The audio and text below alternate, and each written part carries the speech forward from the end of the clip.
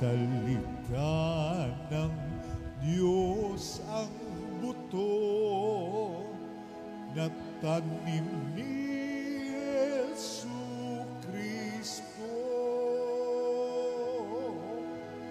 upang tumubo sa tao. Alleluia,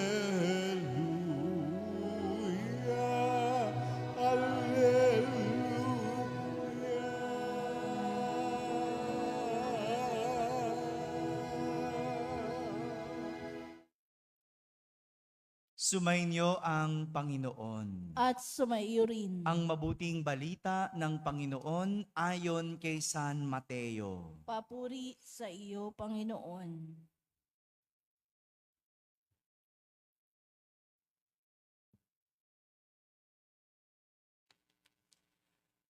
Noon ding araw na iyon, si Jesus ay lumabas ng bahay at naupo sa tabi ng lawa.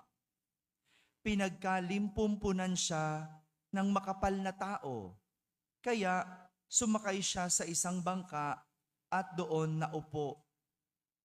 Nasa dalampasigan naman ang mga tao. At nagturo siya ng maraming bagay sa pamamagitan ng mga talinhaga. May isang magsasakang lumabas upang maghasik. Sa kanyang paghahasik ay may binhing nalaglag sa tabi ng daan. Dumating ang mga ibon at tinuka ang mga iyon. May binhi namang nalaglag sa kabatuhan, sapagkat manipis lang ang lupa roon. Sumibol agad ang binhing iyon, ngunit nang mapabilad sa matinding sikat ng araw, ay natuyo. Palibhas ay walang gaanong ugat. May binhi namang nalaglag sa dawagan. Lumago ang mga dawag at ininis ang mga iyon. Ngunit ang binhing nalaglag sa mabuting lupa ay nag-uhay.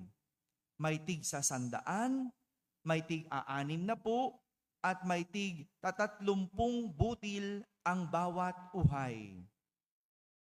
Ang may pandinig ay makinig. Mga kapatid, ang mabuting balita ng Panginoon. Pinupuri ka namin, Panginoong Hesukristo. Magsiupo po ang lahat at makinig sa homilya. Isang magandang umaga po sa inyong lahat.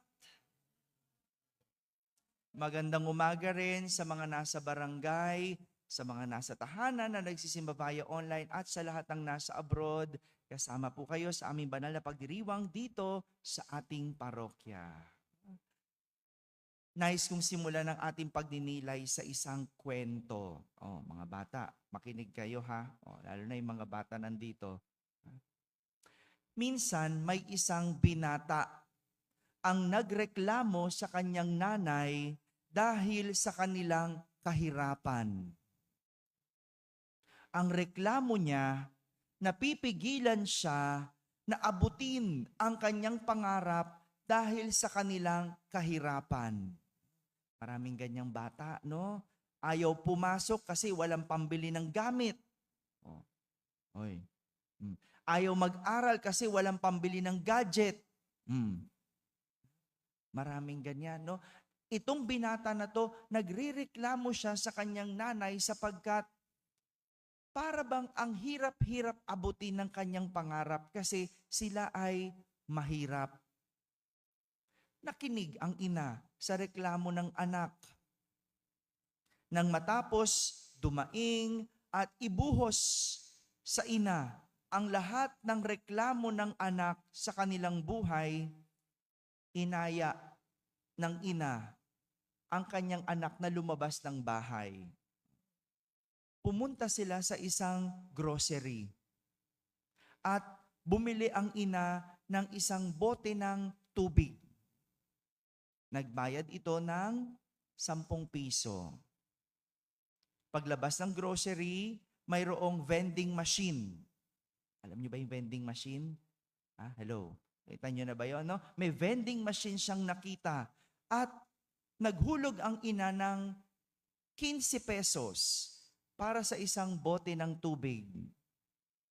Pagtawid nila ng kalsada, napadaan sila sa isang convenience store. Bumili ang nanay ng isang bote ng tubig uli, halagang 20 pesos. At bago umuwi, pumasok ang mag-ina sa isang restaurant. Akala ng anak kakain sila, no? Umorder ang nanay ng isang bote ng tubig. At sa restaurant, nagkakahalaga ito ng 25 pesos. Saan yung bata? Tawagin mo. Uy, ti, lumabas. Sabi ko makinig eh. Tinawag ng ano? Okay. Sabi ko makinig yung bata. Talagang ito mga to. Paano abutin itong pangarap nila? 25 pesos. Pag uwi ng mag-ina, nagtanong ang anak kung ano ang ibig sabihin ng pagbili nila ng tubig. Paliwanag ng ina, sabi niya, "Anak, alam ko nagrereklamo ka tungkol sa ating sitwasyon. Pasensya ka na dahil mahirap lang tayo at pakiramdam mo hindi maganda ang ating sitwasyon. Pero gaya ng bote ng tubig na binili sa iba't ibang lugar na may iba't ibang halaga, depende sa lugar ang pinagbilhan.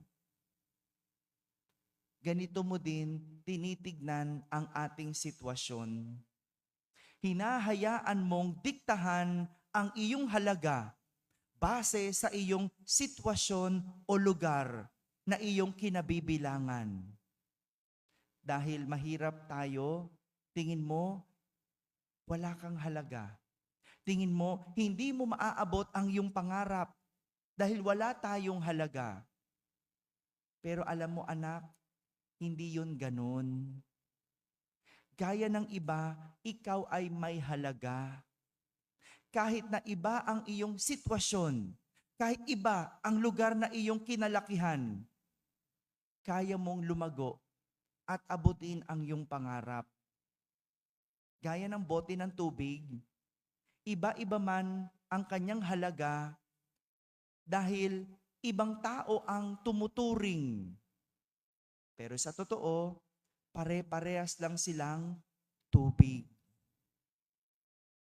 Pare-parehas na tubig na nakapapawi ng uhaw. At yon ang kanilang tunay na halaga. Paano kayo maaabot ng pangarap nyo? Umalis kayo, babalik na kayo. Mga kapatid, parang ganito ang tinuturo sa atin ng Ebanghelyo sa araw na ito. Narinig natin si Jesus, ginamit niya ang talinhaga ng paghahasik ng binhi para turuan ang mga taong sumusunod sa Kanya. Take note, sumusunod sa Kanya. Mahirap turuan yung mga taong hindi sumusunod sa Kanya. Tama? Parang magulang, di ba? Ang hirap mong turuan ng anak mong ayaw, sumunod. Kanina sabi ko dito sa dalawang batang ito, di ba? Makinig. Inalisan ba naman ako sa gitna ng kwento? Paano mo tuturuan itong dalawang ito? Di ba? Yan naman, kukwentuhan ko kayo ulit mamaya, manda kayo sa akin, ha? Sayang eh. Yung aral. Sa talinhaga ng mga hasik, ipinakikita na iba't iba ang naging paglago ng binhi na isinaboy sa iba't ibang lugar. May hindi nabaon ng mabuti, mayroong sumibol agad, pero dahil mababaw ang pagkatanim, natuyo. May agad namang ininis at may tumubo dahil sa matabang lupa. Ganyan ang binhi, nakabase sa lugar na pagtataniman ang paglago. Pero ang tao may kakayanang lumago. Ano man ang lugar na pagdalhan. Basta't marunong makinig sa nagtuturo. Ulitin ko po, ang tao kayang lumago kahit san mo ilagay. Basta marunong makinig sa nagtuturo.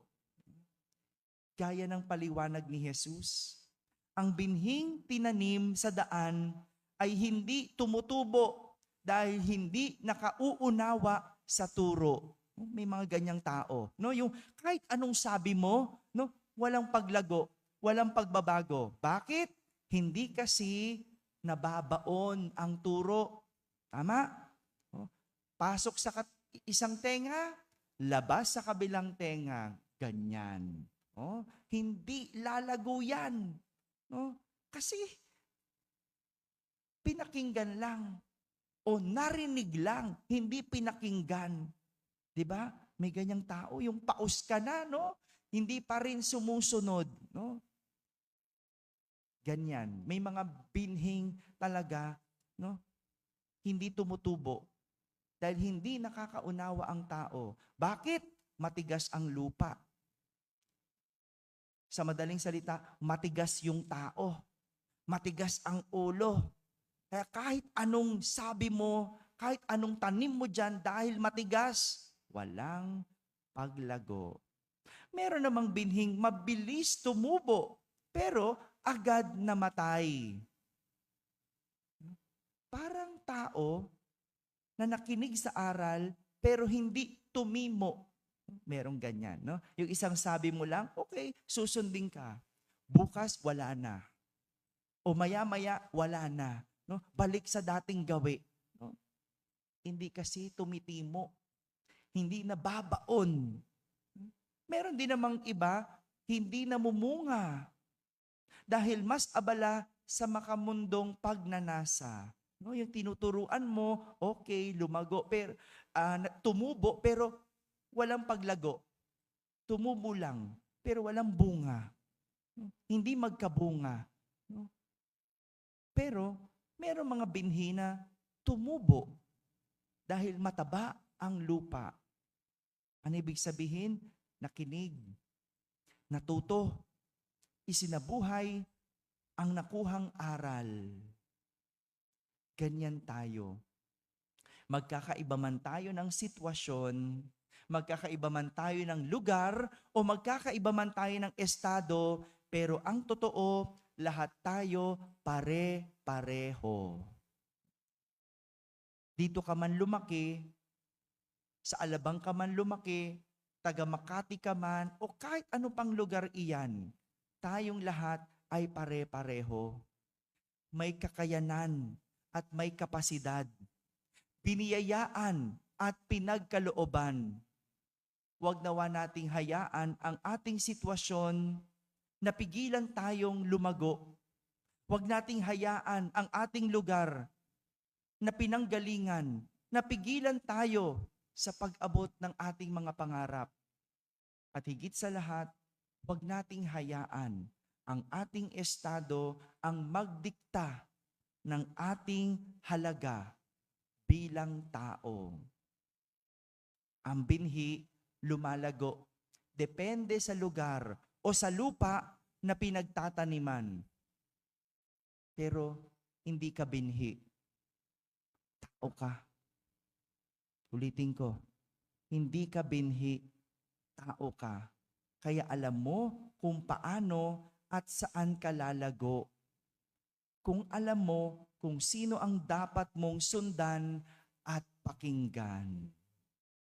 Mga kapatid, ang hamon sa atin lumago kung saan tayo itinatanim.